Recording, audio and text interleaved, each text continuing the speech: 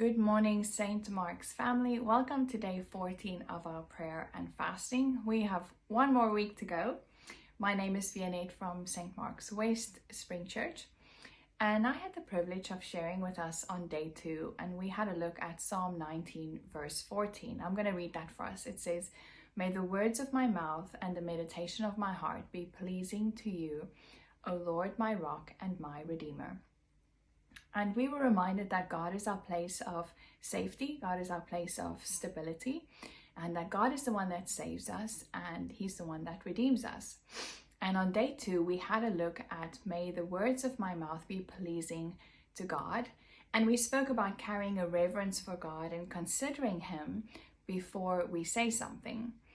And so we're going to have a look at the second part of that scripture today, where David says, "May the meditation of my heart be pleasing to God." And the second part of that goes a little bit deeper, the meditation of our hearts. What could be the meditation of our hearts? It would really be the things that we meditate on, the things that we not necessarily say, but the things that we think about, the things that we carry inside of us that not anybody else really knows about. And when I read this last year, it really challenged me, because we sometimes forget that God does not only hear every word we speak, but God also knows every thought that we have. He knows what's inside of us.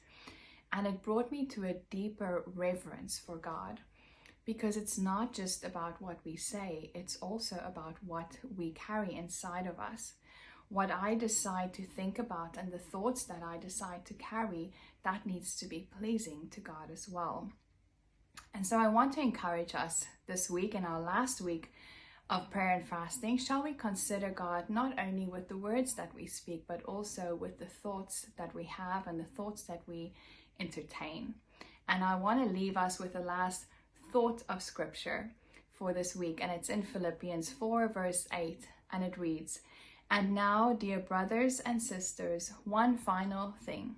Fix your thoughts on what is true and honorable and right and pure and lovely and admirable. Think about things that are excellent and worthy of praise."